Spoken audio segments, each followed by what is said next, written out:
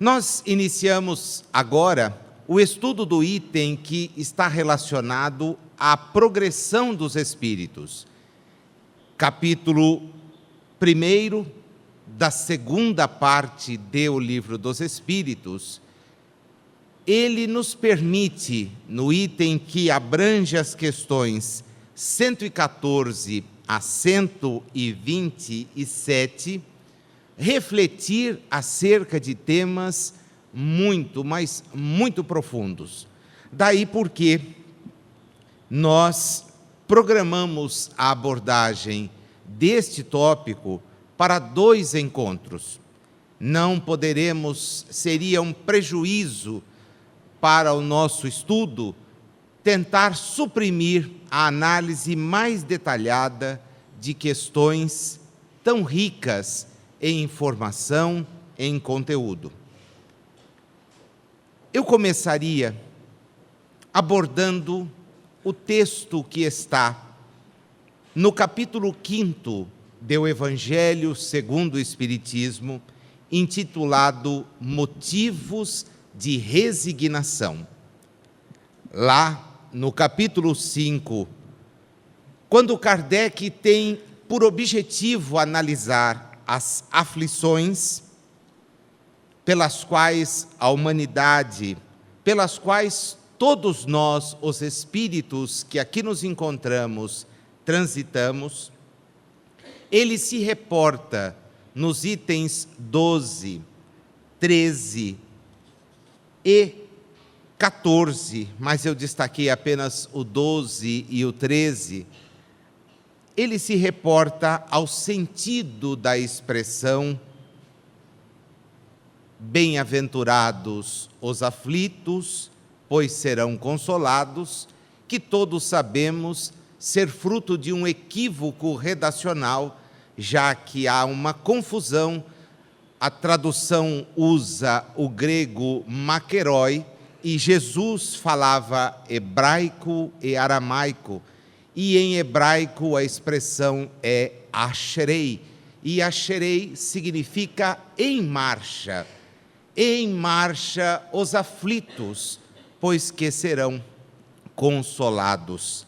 Em marcha aqueles que sofrem, porque efetivamente conseguirão, se não detiverem os seus passos, corrigir as situações e efetivamente encontrar o consolo que tanto almejam.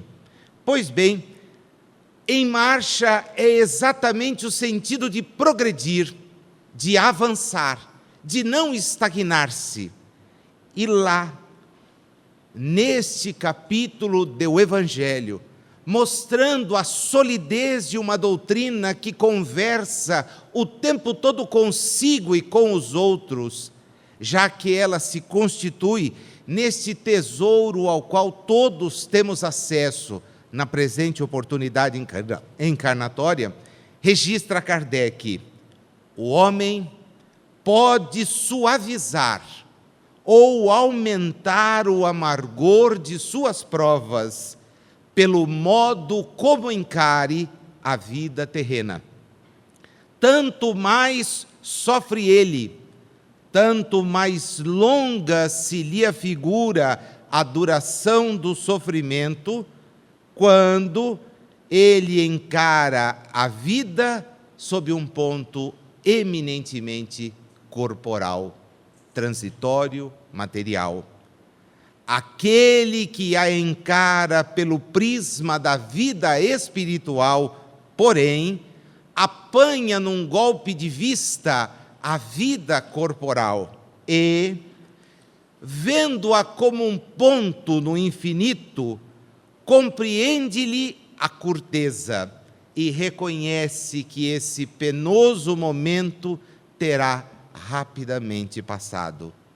A certeza de um futuro próximo, mais ditoso, o sustenta e encoraja, e longe de se queixar, agradece ao céu as dores que o fazem avançar. Este é o sentido do progresso que precisamos realizar. Superar as dificuldades que estão em nosso caminho e que o estudo da doutrina nos esclarece terem sido colocados por nós mesmos. Os males que eventualmente nos colhem a trajetória na presente encarnação são fruto de equívocos que cometemos nela mesma ou, eventualmente, em oportunidades transatas.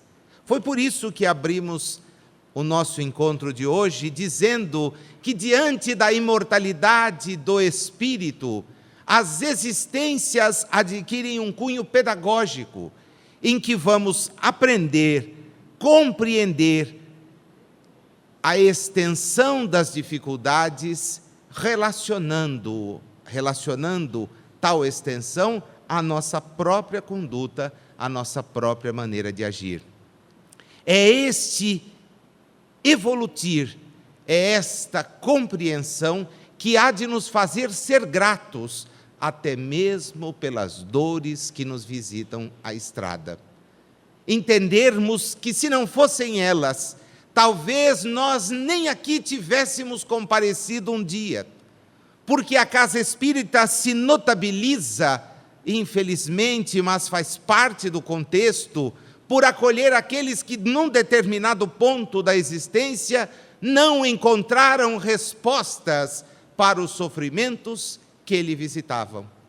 Sofrimentos que muitas vezes decorrem do afastamento de um ente querido, colhido nos primeiros anos, colhidos no fulgor da idade física, colhidos na velhice, mas que têm um papel importante nas existências daqueles que com eles transitaram e que levam a pessoa a perguntar: por que aconteceu comigo? E diante de respostas que não respondem, buscar a casa espírita talvez signifique começar a obtê-las.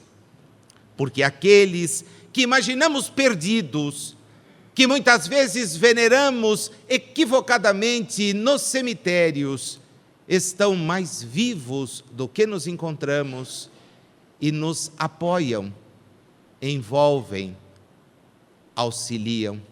Outras vezes, diante das moléstias que não conseguimos encontrar explicações e para as quais todo e qualquer desenvolvimento no sentido de atender, de amparar, não dão as respostas que gostaríamos, desespera-se a criatura e vem à casa espírita, dando-nos a prova de que as dores podem e nos conduzem a melhor estado espiritual. E é isto que nos faz vir à Terra, buscar um melhor estágio espiritual, submetendo-nos às provas que escolhemos ou nos são sugeridas, porque fazem parte deste encarte de obrigações que temos que desempenhar para avançar.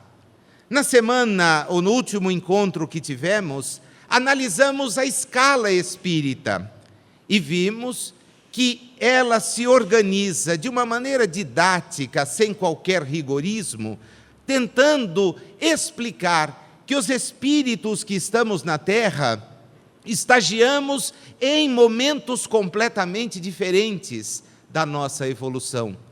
Uns mais avançados têm da questão moral, do conhecimento, uma visão mais ampla. Outros caminham atrás, mas nessa grande cadeia da solidariedade, todos temos o dever de nos ampararmos, permitindo assim que formemos a família de que nos dá notícia Jesus na sua mensagem. Somos uma família, uma grande família de espíritos que buscam sair dos níveis mais baixos do progresso para níveis mais altos. Porém, como veremos, não é possível isso ser feito sem que nos empenhemos em ser melhores. Não há favoritismo na casa do Pai. O que existe é esforço individual, dedicação. A questão de número 114, com a qual então inauguramos o nosso estudo de hoje, diz: os espíritos são bons ou maus por natureza? Ou são os mesmos espíritos que se melhoram? Vocês perceberão que, como a resposta não atinge o objetivo que o codificador tinha, ele vai voltar à carga. Ele vai insistir. Ele quer saber se a questão da criação dos espíritos já os coloca na forma como nós os encontramos. Porque parecem que convivem ao nosso lado pessoas para os quais fazer o bem não representa nenhum esforço, enquanto para outros a prática do mal parece ser uma constante. Muitos de nós até nos questionamos: como é possível tanta maldade? Como pode alguém agir?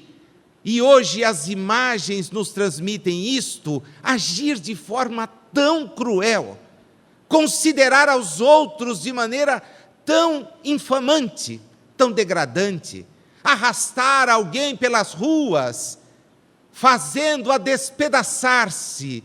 Despedaça-se o corpo, é bem verdade, mas isto nos choca. Levar alguém ao óbito mediante a ingestão desta ou daquela substância por vingança, por outro tipo de sentimento menos digno. E isto nos choca, nos deixa preocupados. Kardec tem esta mesma dúvida, e os espíritos dizem: preste atenção, são os mesmos espíritos que se melhoram, e melhorando-se, passam de uma ordem para outra, sempre mais elevada. Mas só passam quando se melhoram, quando deixam para trás certas questões. Em O que é o Espiritismo, uma obra que nós acabamos de estudar num grupo aqui aos sábados, e cuja leitura é sempre recomendável para quem está se aproximando da doutrina. Vale a pena ler as páginas do Que é o Espiritismo. As traduções que temos à disposição, seja ela do professor Herculano Pires, seja aquela feita por Guilom Ribeiro, são traduções facilmente compreensíveis e em diálogos que Allan Kardec ficticiamente no texto, mas certamente no dia a dia enfrentou e reproduz. Ele, em certo instante, e coincidentemente a questão tem o mesmo número daquela que estamos analisando, ele se pergunta: qual o estado da alma em sua origem? E a resposta que ele reproduz é a mesma que os espíritos lhe darão, como veremos agora há pouco. São todos criados simples e ignorantes. Cabe-lhes, porém, desenvolver a própria capacidade e da simplicidade buscar a evolução, da ignorância buscar o conhecimento. E assim serão melhores. Assim atingirão estágios que nós ainda talvez não tenhamos condições de compreender, entender, mas que Jesus nos dá o exemplo mais claro, ter sido possível atingir. Criado simples e ignorante como todos nós, o Espírito que aqui na terra recebeu o nome de Jesus, é um Espírito que logrou avançar sobre si mesmo, melhorando-se. Deus, o Criador, nos permite a todos avançar. Na questão seguinte, a pergunta então volta, porque Kardec, não satisfeito com a resposta, quer mais detalhes. E ele insiste: dos espíritos, uns terão sido criados bons e outros maus. A resposta todos vocês saberiam dar, acredito, a este momento. Não, não. Ninguém é criado para a maldade. Deus não criou o mal. O mal é fruto da ignorância, da ausência de conhecimento.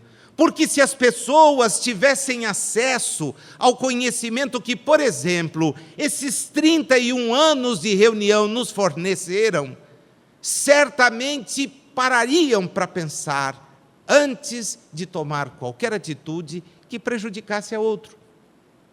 Se as pessoas detivessem as informações que os espíritas podemos ter, não cercadas de pontos ocultos, mas racionais, talvez não agissem no mal. De que me vale cercear ou eliminar a vida de alguém que contra mim promoveu algo? Não eliminarei o inimigo, pelo contrário, ele mudará somente de campo vibracional. Ah, mas eu não vejo. Muito pior. O texto do Evangelho traz Jesus nos advertindo: faça as pazes com aqueles contra os quais você se contender, conflitar-se, enquanto isto é possível. Porque não o vendo, promoverá ele contra você, se não tiver um grau de conhecimento suficiente, uma implacável perseguição. Em certo ponto do texto que examinaremos no conjunto das 2 semanas a respeito da progressão dos espíritos, veremos que os instrutores da codificação advertem: muitas vezes o progresso que desejamos alcançar não vem porque outros interferem para que isto não se suceda. São aqueles que nossos inimigos, não compreendendo que desejamos mudar, porque nos conhecem em estágios muito mais difíceis, eles interferem, impedindo-nos o progresso. E aí estamos nós, muitas vezes alegando simples desculpas e retardando o nosso próprio empenho. Sofremos o assédio, mas sofreremos tal assédio sempre, enquanto não formos bons, enquanto não formos dignos desse título, bom espírito. É necessário então lutar contra todas estas adversidades para progredir. E esta luta pressupõe agir no bem, buscar o bem, praticá-lo sempre que ele se nos apresentar à frente. E nós sabemos que o bem sempre está à nossa disposição. O complexo é praticá-lo. Por quê? Por uma série de motivos. Orgulho ferido. Por que eu devo ceder se eu sou melhor do que ele? Mas quem disse isso? Por que devo aceitar se a minha posição... Mas quem tem alguma posição? Não confundamos o transitório com o permanente. O permanente é dos bons. O transitório nem sempre. E aquele que muitas vezes, aos olhos do mundo, parece o fraco, porque cedeu. Parece o tolo, porque foi enganado. Meus amigos, este é o maior no reino dos céus. O reino definitivo. Não é aquele reino de beatitude fajuta que os homens criaram. Não nos iludamos. O reino definitivo é o reino do trabalho no bem, da perseverança, e que exige esse compromisso, exige essa tomada de atitude. Então, se alguém tiver que ceder, sejamos nós. Se alguém tiver que perder, sejamos nós. Deixemos na conta da vida. Aquele que hoje, às vezes, se faz como vencedor, na verdade, é o vencido. Joana de Ângeles numa página de muita riqueza, dada-nos pela psicografia de Divaldo Pereira Franco, registra que o episódio da cruz revela uma situação fenomenal. Aos olhos do mundo, o grande vencido era Jesus. Mas, aos olhos do Espírito, o maior vencedor era Jesus. A ponto de não sabermos, a não ser por uma tradição histórica que insiste em repetir nomes, e para estes nomes, tal repetição deve ser um peso tremendo. Aqueles homens desapareceram. O que eram as suas doutrinas? De que foi feito, o que foi feito dos seus ensinamentos? Nós nem sabemos. Mas e Jesus? Jesus é o divisor das águas evolutivas da humanidade. A sua presença entre nós revela exatamente isto, que nós temos condições de avançar, e Ele é o nosso modelo e guia, devemos buscar. Mas para isto, advertem os Espíritos, passar por provas que Deus lhes impõe é a condição para adquirir o conhecimento da vida, o conhecimento que liberta. Uns aceitam submissos essas provas e chegam mais depressa ao seu destino final. Outros, e aqui me incluo, até as suportam, mas murmurando, e assim por sua culpa, permanecem afastados da perfeição e da prometida felicidade, porque nós murmuramos. Mas por que comigo? Não podia ser na casa do lado? Será que o da frente não estava melhor capacitado? Por que não acontece com o vizinho? Com aquele que eu até chamo de amigo, bem que podia ser para ele, mas é para mim. Por quê? Porque a lição é minha, a prova é minha, e cabe-me entendê-la e suportá-la. Curiosamente, eu não sei se isso acontece com vocês, eu não esqueci da tarefa que eu deixei há 2 semanas atrás, tá? E eu vou perguntar dela já já. Mas, curiosamente, todas as vezes, isso já ficou para mim patente, eu só não sei por que insisto, todas as vezes que eu reclamo, a coisa fica pior. Então eu deveria já ter aprendido a ficar quieto e não reclamar. Mas, de repente, lá estou como um trovão, né? Rebobando para todo lado. Como? E aí, de repente, eu mesmo me pergunto, Nazil, que coisa chata. Os bons espíritos, nessa hora, nunca aparecem. Né? É impressionante. A hora que a gente está assim, cadê o fulano? Não está. E o Beltrano? Não. E depois, mais tarde, diz, olha, quem mandou? Você cria as coisas, faz a tempestade no copo d'água, trate de aplacá-lo, o problema é seu, não é nosso. Mas o senhor não podia me ajudar mais? Né? Não podia me dar uma mãozinha? Mais? Se não tivesse te dado uma mãozinha, tu estava atolado até o pescoço. E se você está só até o peito, o problema é seu. Trate de erguer-se. Trate de melhorar a sua sintonia vibratória. Nós atraímos e murmuramos. Eu sei que sou eu. Isso não representa o universo das pessoas, né? Puxa, que bom que eu perdi isso. Que ótimo que eu passei por aquele prejuízo. Nossa, eu estava precisando mesmo. É assim que a gente se comporta, não é? Tá bom, em outro mundo.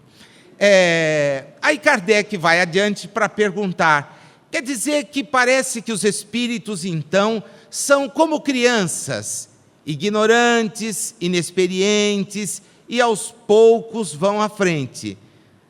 Os espíritos dizem para ele, em termos de comparação, a coisa é boa, mas só no sentido da comparação.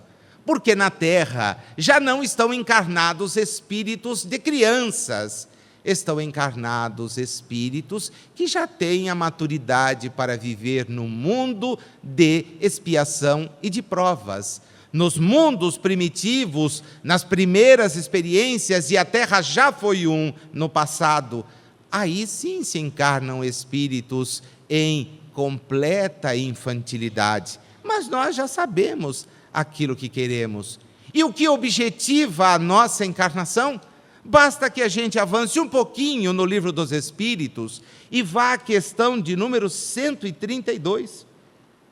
Um pouquinho mais adiante, e nós vamos encontrar que o objetivo da encarnação é o de nos fazer chegar à perfeição. É de nos fazer avançar. Para uns, reencarnar-se é uma expiação, isto é, ingressam porque as condições lhe foram impostas. Para outros, ela pode se converter em uma missão, porque não apenas fazem por si, mas fazem para outro. E os espíritos vão adiante explicando o sentido da expiação. Não é aquela que nós imaginamos, né? As existências corporais repletas de problemas são as expiações. Mas é possível que nós suportemos e nos entreguemos às provas, cumprindo-as com galhardia, com alegria. Está em nós aceitá-las ou não, compreendê-las ou não.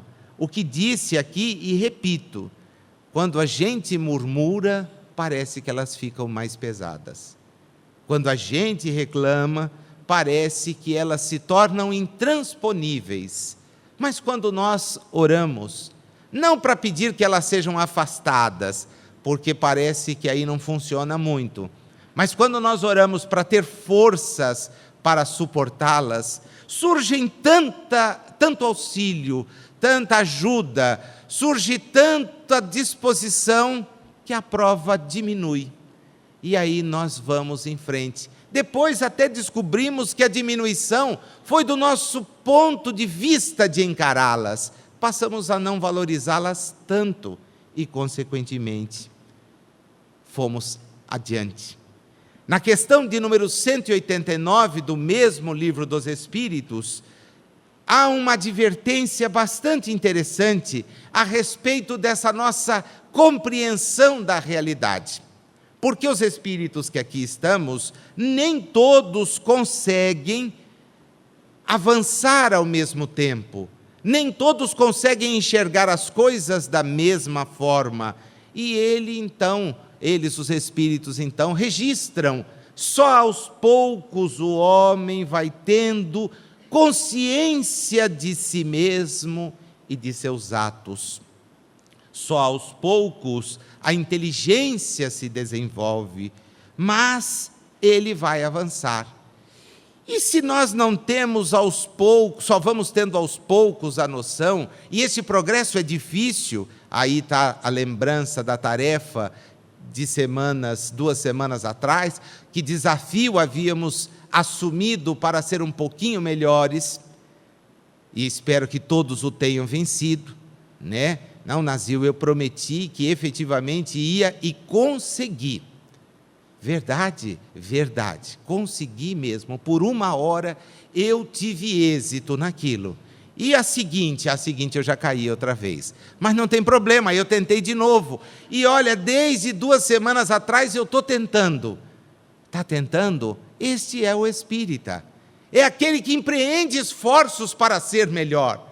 Não significa que conseguirá obtê-los já. O que importa é não desistir, é nunca ceder, é sempre persistir. Se eu não consigo fazer todo o bem que desejo, posso diminuir a intensidade do mal que ainda pratico, até eliminá-lo, até rechaçá-lo por completo. Mas tenho que me empenhar, eu não posso postergar, porque não há condições de fazer isto a partir do momento que a gente recebe informações tão lúcidas. Me permite ir mais um pouquinho à frente, na questão de número 189. Não cai na prova, tá? Eu vou até a 262 aqui. Na verdade, eu vou até a 1004.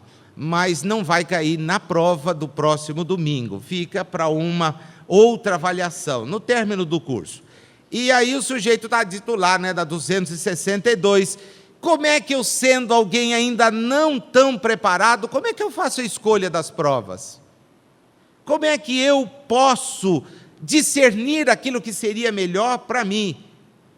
A resposta: Deus lhe supre a inexperiência, traça-lhe o caminho que deve seguir, como você faz para uma criança ao seu lado.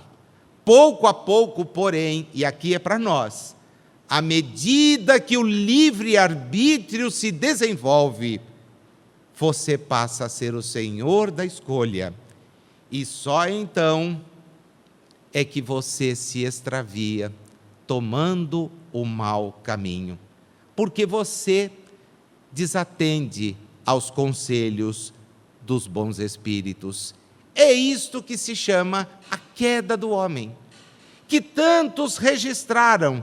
Kardec, lá mesmo, nesse mesmo texto, ainda diz: mas se nós postergamos tanto, como fica o nosso relacionamento com a providência divina?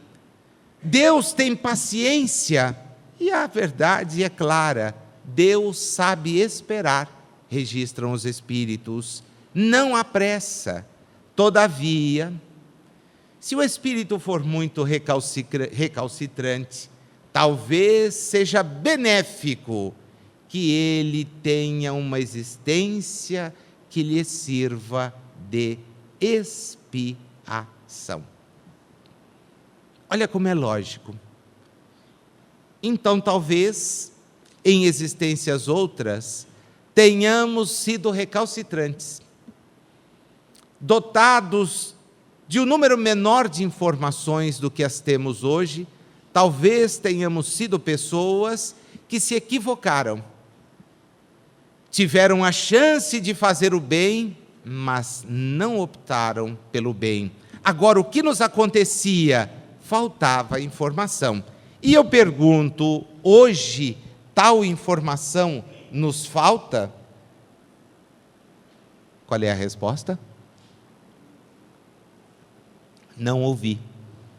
Não, né? Deixa eu ouvir de novo. Falta informação?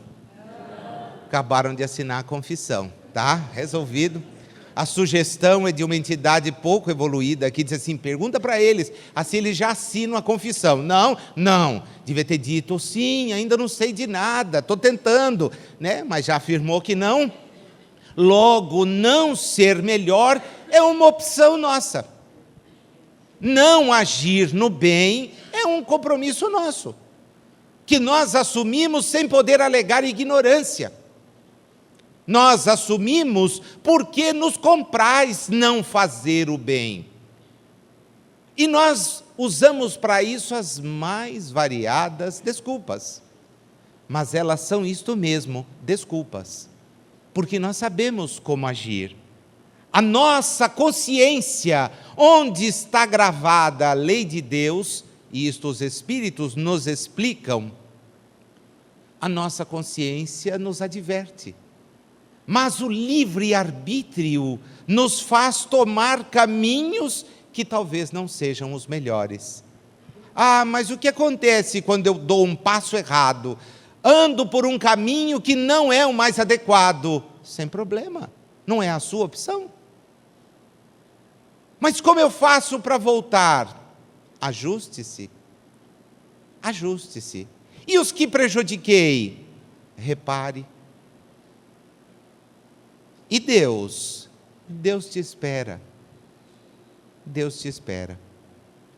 É a sua consciência que, no limite, vai lhe dizer, como nos diz: se eu não for melhor, não posso avançar. Ah, quer dizer que Deus não castiga? Meus amigos, que teologia mais boba. Deus não nos castiga. O nosso grau de informação é que nos convence de que não pode ocupar uma posição de avanço espiritual aquele que não tem recursos. É a nossa consciência quem vai nos advertir. E é por isso que depois nos relatos mediúnicos não nos cansaremos de ouvir os espíritos dizendo: pedi provas que para o mundo parecem provas absurdas, mas nelas eu vou dominar o meu orgulho, a minha vaidade. Quis ocupar as mais ínfimas posições da estrutura social para nelas aprender a não me revoltar, para nelas aprender a valorizar oportunidades que perdi, oportunidades que joguei pela janela. Agora, se a gente não tinha informação e agiu assim, hoje não há mais espaço, porque hoje nós temos a informação.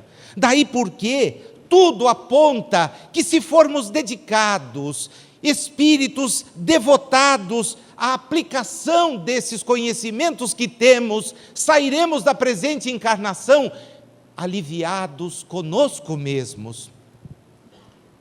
Não quitados, mas aliviados. Eu fiz o que estava ao meu alcance, eu busquei. E diante daqueles que nos ajudaram a aqui estar e que nos acompanham, intuindo-nos, orientando-nos, poderemos nos apresentar e dizer: muito obrigado, amigo, por todas as sugestões que você me deu.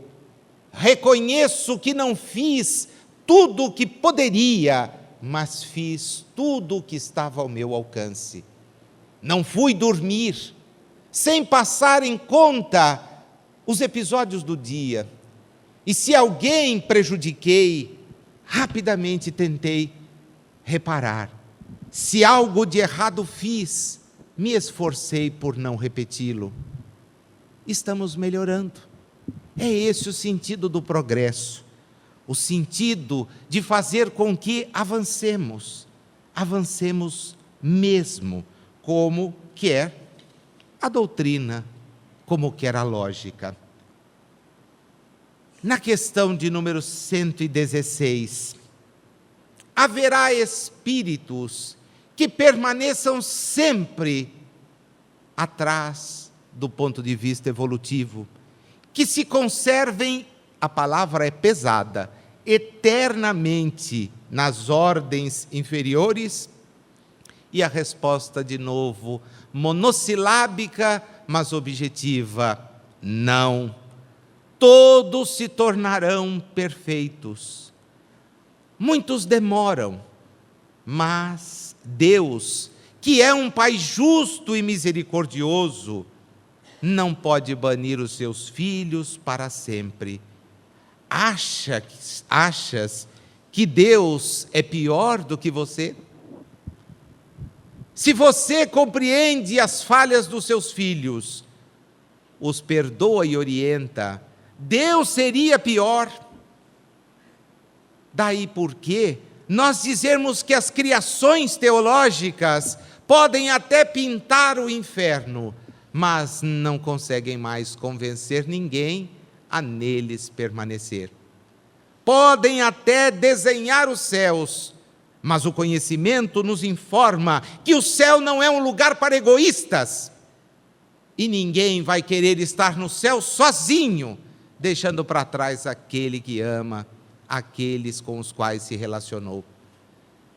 Isto é uma teologia humana, equivocada, absurda. Como absurdos são os comportamentos que ainda revelam na prática religiosa a ausência do amor, a ausência do entendimento, a ausência da compreensão de que o outro não é igual a mim, que tem as suas opções e que me cabe respeitá-las, me cabe entendê-las, aceitá-las. Não, mas isto fere o quê? Fere o quê? Deus, nos disse Jesus, é amor, e amor é exemplo de compreensão, de aceitação. O amor nos dá a exata dimensão de que devemos entender aqueles que conosco transitam e que ainda não atingiram o patamar que eventualmente estejamos, porque nós ainda estamos longe do patamar ideal que devemos nos localizar. Esta solidariedade, esta compreensão. Aquele que diz amo, mas não compreende, pode ter certeza de que não ama. Terá lá uma paixão, uma possessão, mas não será o amor.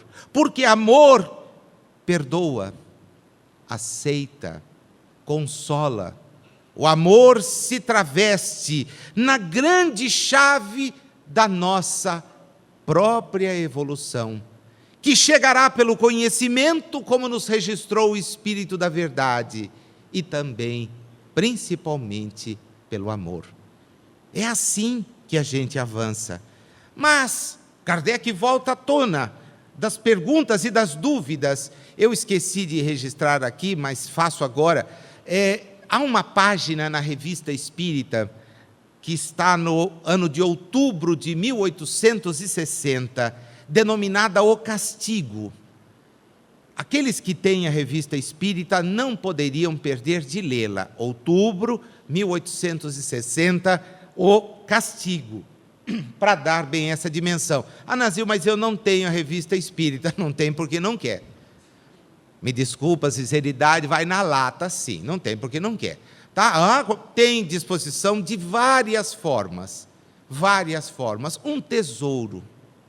Mas um tesouro que dá lugar, que deveria ser guardado fora dos lugares onde nós guardamos o tesouro, até que para outros possam ter acesso. Impossível numa casa espírita as obras básicas não estarem presentes. Eu sei que nem vou fazer estatística, porque todo mundo aqui tem em casa o Livro dos Espíritos, o Evangelho, o Livro dos Médiuns, a Gênese e o Céu e o Inferno. Se abre, é outra questão, mas tem. Já foi vendido até a 10ão o pacote, então o sujeito tem. Né? Tem lá, eu tenho lá, Nazil. Abriu, ainda não tive tempo. Quem sabe na outra encarnação? Pode ser. Né? Na outra, quem sabe? Vai retardando, não tem problema. Vai uma hora, o espírito avança. A gente vai ver aqui como é que a coisa funciona. Mas a Revista Espírita é imprescindível. É imprescindível ter. Procure conhecê-la. Procure obter um exemplar. Compre um exemplar por mês. Compre a coleção e divida. Não vou fazer propaganda aqui para o Leopoldo, que tem uma promoção dessa, mas já fiz. Compre e divida, mas tenha a Revista Espírita. Veja, essa página sobre o castigo é fenomenal, porque ela dá uma ideia de por que para alguns espíritos, e quando eles se comunicam, retransmitem isso, a ideia do sofrimento é permanente. Vivo no inferno, retratava um espírito numa reunião mediúnica. Não consigo me afastar daquela cena em que coloquei fim à existência de alguém que eu tanto bem queria. E continuava ele, a todo instante, o seu corpo ensanguentado me aparece. Por quê? Por que vivo assim? E o dirigente da reunião mediúnica, como somente os dirigentes preparados podem sê-lo, tomou a condução do diálogo, aliviando. Meu amigo, é uma lembrança que está contigo. Jesus nos dizia, onde está o vosso tesouro, aí estará o vosso coração. Aquele que pensas ferido, já não está mais. Aqueles que imagina abatido pelas tuas facadas, já não está mais. Mas a cena te marca. O ajuste é necessário. É necessário que compreendas. É necessário que evoluas. É necessário que voltes a reparar. O diálogo vai muito mais além, mas da lembrança dele fica essa compreensão exata de que o sofrimento pelos quais, os sofrimentos que nos acompanham, até mesmo após a desencarnação, são fruto dessa ausência de progresso que insistimos em retardar, né? Que insistimos em manter, retardamos o progresso. Na 117, a pergunta é clara, e aí a gente tem que anotar. Essa, se você tem o Livro dos Espíritos, aí anote, não posso me esquecer de lê-la sempre. Depende dos espíritos o progredirem mais ou menos rapidamente para a perfeição. Ah, não tem uma colher de chá? Não vai passar o bonde dos espíritos evoluídos, eu pego uma carona e vou. Não tem um bilhetinho que a gente possa apresentar lá, olha, eu estava no SEAC, né? Eu fui do SEAC, tem um lugar, repara, tem, umbral 15º andar, puxa, muito obrigado, é lá que eu encontro o Nazil, está lá, etc, né? Quando você passar, é lá que eles vão, então tá bom, você já está no 15º, para baixo, lógico, não para cima, é para baixo, né? O Raul Teixeira me disse que ele ficaria no 3º para baixo. Quando eu olho o Raul e a mim, o 15º está pouco, né? Então deixa o Raul no 3º. Então depende dos espíritos, certamente, eles a alcançam mais ou menos rápido, conforme o desejo que tem de alcançá-la e a submissão que testemunham a vontade de Deus. Eu disse que essas questões me fazem parar o tempo todo, né? Vocês perceberam os dois verbos? Deu para perceber? Quer que eu volte a leitura? Volta a leitura. Eu nem percebi, Nazil. Você fala tão alto e tão rápido que eu não percebi. Conforme o desejo que tem de alcançá-la, dois verbos, não, os dois comportamentos, e a submissão que testemunham à vontade de Deus. Quais são, então, os dois verbos?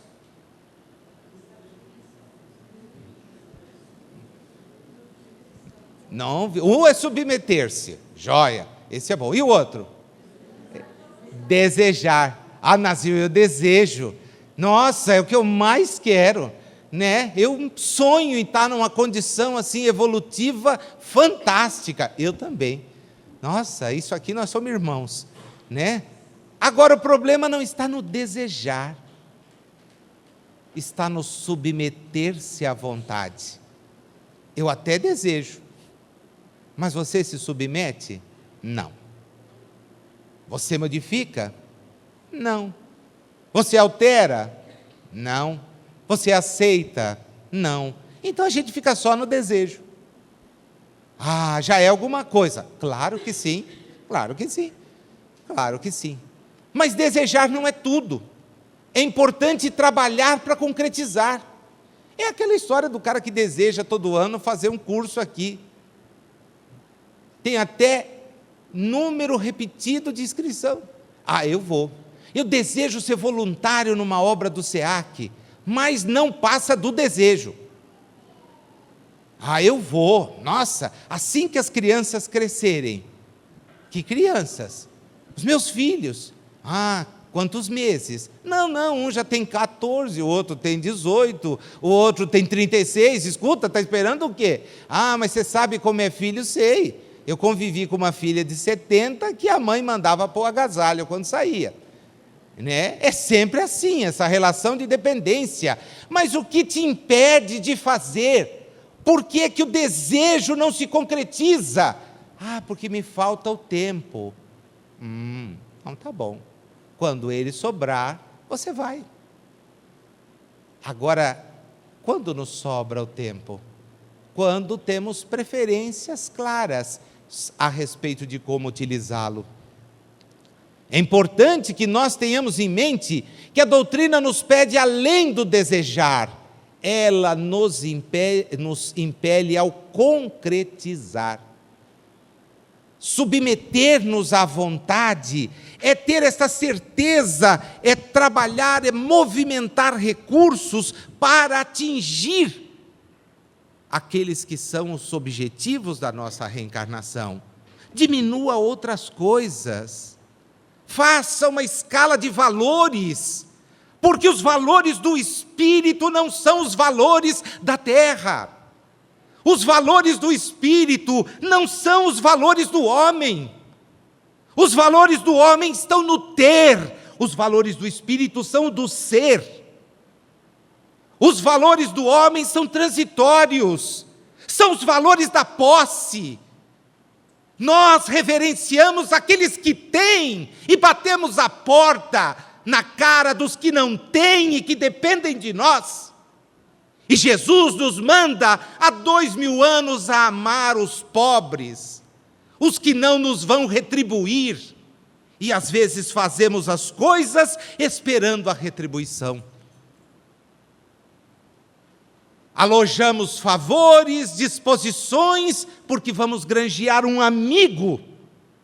Quanta gente se relaciona com pessoas que não toleraria conviver, mas por simples bajulação, para conseguir delas um sorriso e talvez um favor amanhã. Esses são os valores do homem, não são os valores do Espírito. Os valores do Espírito são aqueles que não exigem troca, são aqueles que exigem apenas e tão somente o dar-se, o dedicar-se. É esta escola que a gente vem aqui cumprir. E aí o mundo nos seduz com outras coisas. Por quê? Porque a somatória dos espíritos que estão aqui é assim. E o que fazer, Nazil? Mudar as coisas, individualmente, alterar, dar realidade a esse ensinamento que nós ouvimos, depende de cada um de nós.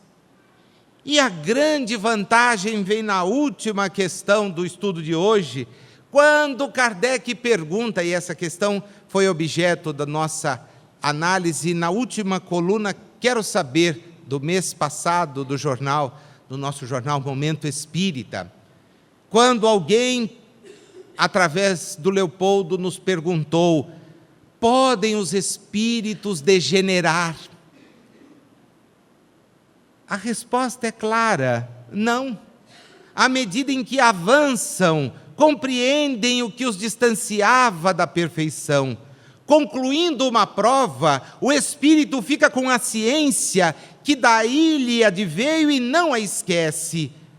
Mas a advertência final do texto é clara: pode, no entanto, permanecer estacionário. Não retrograda, o que significa que o espírito não volve a uma condição anterior, à condição que tinha como espírito. Será sempre espírito a partir da individualização. Antes era um princípio inteligente. Daí porque a doutrina espírita não aceita a metempsicose, que é esse retrocesso. Todo mundo mandaria a sogra para a posição de cobra na outra encarnação. Se fosse brasileiro, né? O hindu manda a condição de vaca. Todo parente que a gente quer bem vira vaca. E aí o sujeito reverencia. São algumas castas, tem todo esse cuidado, né? Nós mandaríamos, a sogra não, porque é uma covardia, como diz o Richard, né? Todo mundo já pensa na coitada e detona. Quando ela olha os filhos, cuida de tudo, deixa para lá. O fato é que o sujeito queria mandar alguém, né? Será que eu vou voltar como um leão? Né? Não. O espírito não retrograda. O que acontece com o espírito é não avançar. E isto para ele tem um peso enorme. Para vocês terem uma ideia, e como cai na prova, então eu tenho que falar sobre isto, eu separei mais de 20 correlações que a gente podia estudar a partir dessa questão. Vou tocar em algumas, até porque agora a gente tem um pouquinho mais de tempo, e dizer que exatamente aquela questão da influência espiritual aparece nitidamente na questão de número 122, que vai ser objeto do nosso estudo um pouquinho mais à frente.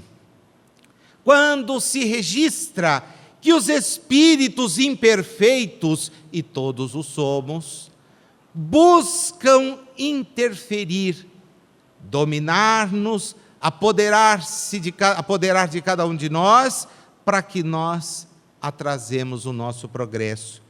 E às vezes esse espírito está ao nosso lado, E aí, vamos levantar e vamos lá no centro? Ah, pelo amor de Deus, hoje é domingo. Fica aí. Vamos ficar mais um pouco, mas eu gostaria tanto de... Não, fica aí, 9 horas da manhã. Então fica você, levanta e vai embora. Ah, mas eu não posso vir sem ele. É grudado? Não, mas é que eu não sei dirigir. E não tem ônibus? Mas é que fica longe. Dá um jeito, venha.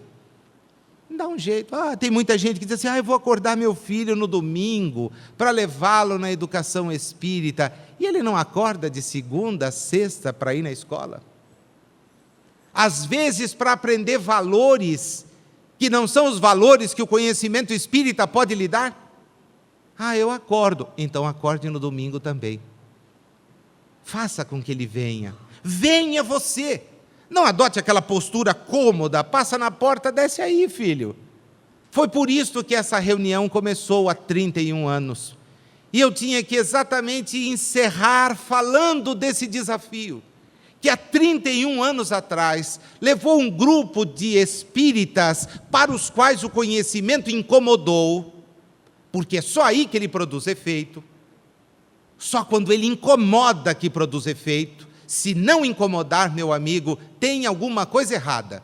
E aquele grupo que ficava aqui, acolhendo as crianças, descobriu que podia conversar com os pais delas e dar a estes pais um conhecimento que talvez eles não tivessem, porque eles ficavam esperando na entrada, ficavam lendo jornal, ficavam consultando a biblioteca, eventualmente tendo uma ou outra informação. Aquele grupo abnegado de 31 anos atrás resolveu dar início a essa tarefa. Abençoada ideia. Toda ideia útil, os bons espíritos ajudam. Vamos encerrar nos lembrando exatamente de uma das passagens mais lindas e ricas do Evangelho. Ela está registrada pelo evangelista Mateus e diz mais ou menos o seguinte: um homem saiu para semear e deitou as sementes pelo caminho. Uma parte delas caiu sobre as pedras. Veio logo o sol e as queimou. Outra caiu sob espinheiros, e crescendo juntos, os espinheiros a sufocaram, e ela não foi adiante. Mas o homem que não desistiu continuou a semeadura, e ela, enfim, caiu em terra boa. Produziu frutos, uns 30%, outros 60%, outros 70%, o fato é que ela produziu frutos. Quem é o semeador? É Jesus. O grande semeador das verdades para todos nós. Acreditar no seu trabalho, na sua direção, motiva-nos a empreender iniciativas assim. E olha a colheita. Olha o resultado da semeadura. A obra não nos pertence, a obra é de Jesus. E agradecemos de joelhos espirituais a Ele e a Kardec. A Ele por ter nos trazido a mensagem do amor, e a Kardec por tê-la tornado possível ser compreendida com a racionalidade dos nossos dias. Jesus seja conosco.